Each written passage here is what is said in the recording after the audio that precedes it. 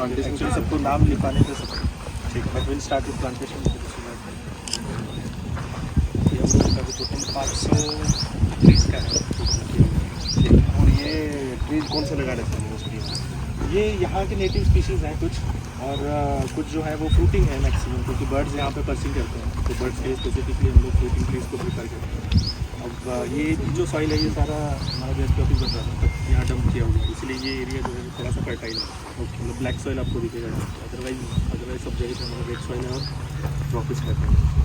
ठीक है, ठीक है।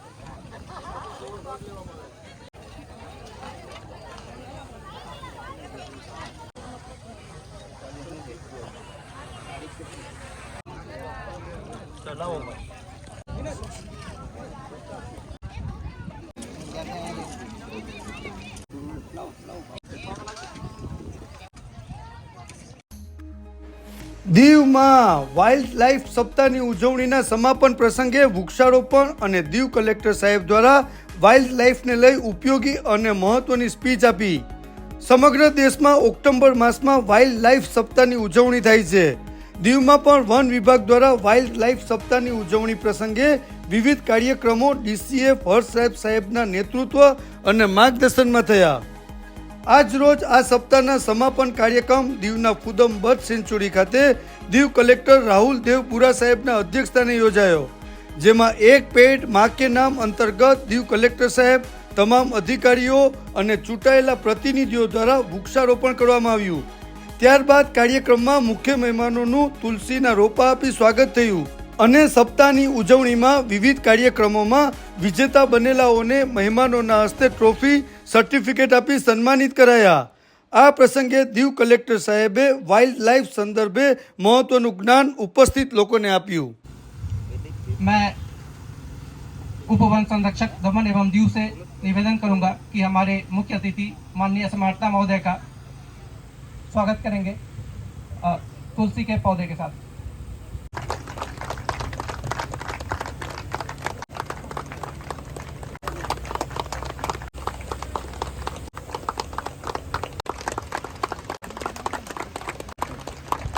Newly joined collector of Diu district, Shri Rahul Bura ji. So I would like to welcome him on behalf of Diu district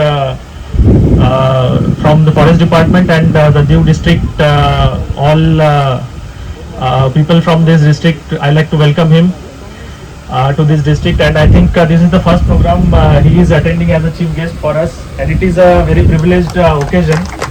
हमारे लिए बहुत सम्मान की बात है कि उन्होंने आज हमें समय देके यहाँ पे उपस्थिति दर्शाई और चीफ गेस्ट के रूप में हमारे साथ आज वो मौजूद हैं.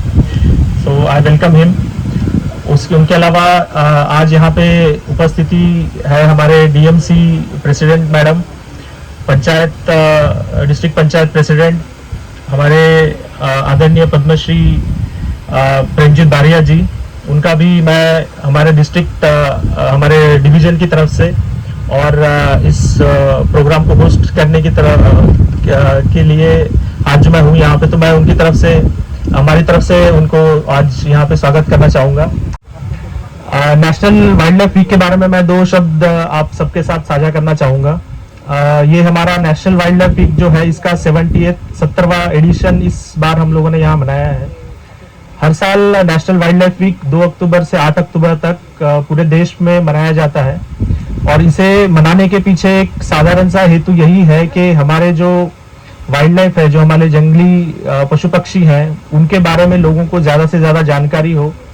और इसका टारगेट जो होता है वो हमारे यंग लोग होते हैं, मतलब जो यंग ग्रुप है हमारा, जो आगे जाके इस देश का फ्यूचर बनेंगे, उनके अंदर जन जागृति के लिए, उनके अंदर पशु पक्षियों के लिए जो एक कंजर्वेशन का, उनको प्रोटेक्ट करने का जो एक मोटिव है, उसको प्रमोट करने के लिए ये वाइल्ड लाइफ वीक को हम लोग बनाते हैं। स्कूल्स में, स्कूल्स के बच्चों के साथ और सोशल ग्रुप्स के साथ और लोगों के साथ मिलके कई एक्टिविटीज प्लान की हैं, उन्हें एग्जीक्यूट किया है, जो काफ़ी अच्छी सक्सेसफुल भी रही हैं। उनके बारे में हमारे बायोलॉजिस्ट जो हैं वो और विस्तार में आप सब लोगों के साथ वो अपना एक्सपीरियंस शेयर करेंगे।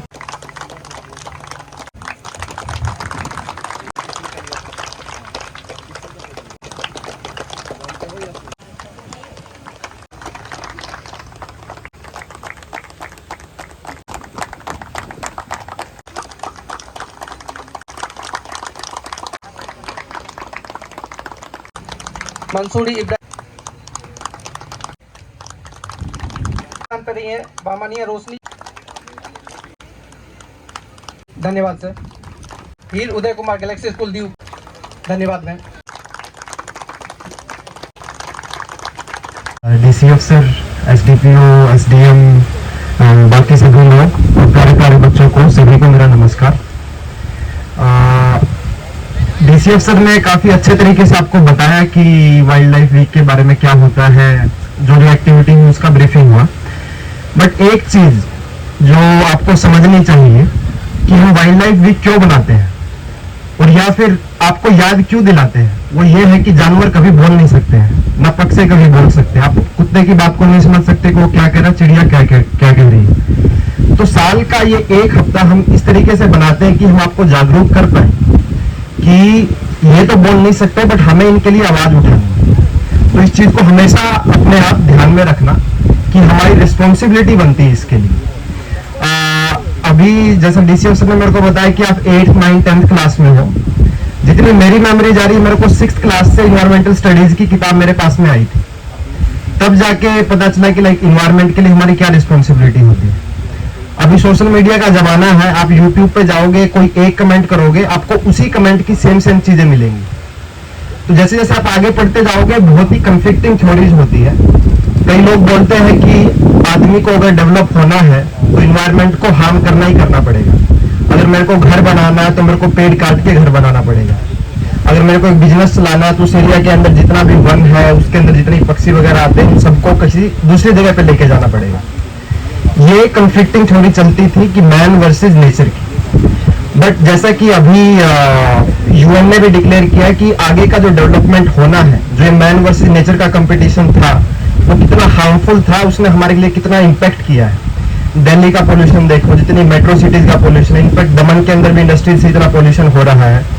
तो उसमें लोगों ने डिसाइड किया कि अगर हमें डेवलप करना है तो साथ साथ में इन्वायरमेंट की भी हमें संरक्षण करने की जरूरत है। इन्वायरमेंट की संरक्षण करने की जरूरत है, वाइल्ड लाइफ जितने भी जानवर है, पशु है, पक्षी हैं, उनके साथ में, क्योंकि वो भी एक जीवित प्राणी है और जितना हक हमारा इस धरती के ऊपर है, उतना ही हक उन सभी लोगों का भी धरती के ऊपर है। तो अगर हमें जिंदा रहना है तो उनको भी जिंदा रखना पड़ेगा। आपको फूड चेन आपने पूरा पढ़ा होगा स्कूल के अंदर, तो हर एक पशु पक्षी का कितना अभिन्न अंग है इन्वायरमेंट के अंदर, आपको पता चला होगा। मान लो कि आप स्नेक्स को अगर खत्म कर देते हो तो रैट्स की पॉपुलेशन बढ़ जाएगी, रैट्स से इतनी ज्यादा डिजीज हो जाएगी।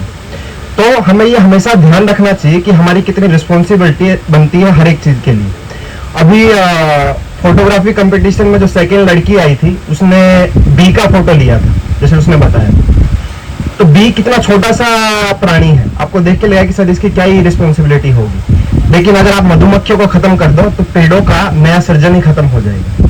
जो पोलन स्प्रेड होते हैं वो सारे मधुमक्खियों से होते हैं, उसी से जो नए नए बीज होते हैं वो अलग जगह पे लेके जाते हैं। पशु जो पक्षी वो अलग अलग जगह पे जाके बीज को उनको स्प्रेड करती है, फिर नए नए पेड़ आते हैं। तो अगर हम उनको हटा देंगे तो अपने नए पेड़ आने बंद हो जाएंगे, नए फूल आने बंद हो जाएंगे। तो आपको ये हमेशा ध्यान रखना चाहिए कि हमारी क्या रिस्पॉन्सिबिलिटी है एनवायरमेंट के लिए।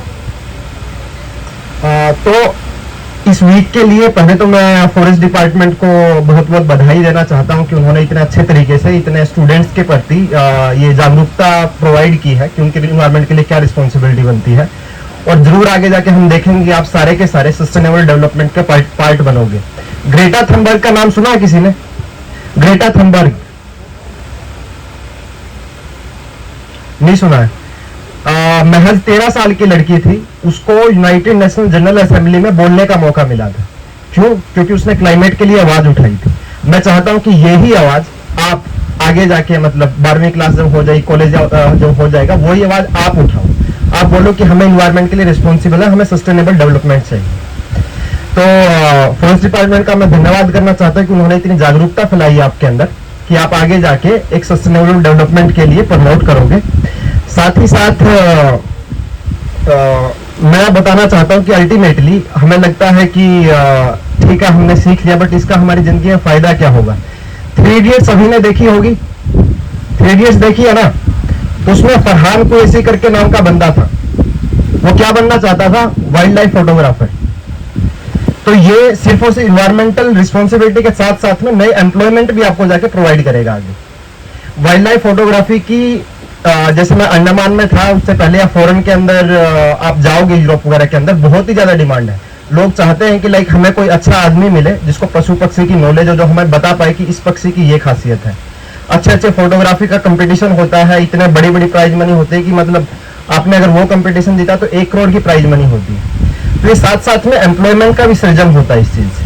तो आपको अगर किसी को इंटरेस्ट हो इतनी पूरी वीक लॉन्ग की एक्टिविटी के बाद में कि हमें वाइल्ड लाइफ फोटोग्राफर बनना है, तो आप डीसी अफसर से, फॉरेस्ट डिपार्टमेंट से कंसल्ट कर सकते हो कि आगे जाके हम सर क्या कर सकते हैं इस चीज के अंदर, क्या क्या अपॉर्चुनिटीज है, क्या हम कोर्स कर सकते हैं कि मेरा तो सर इसी में इंटरेस्ट है, मैं आगे जाके इसी को अपना कैरियर बनाना चाहता हूँ।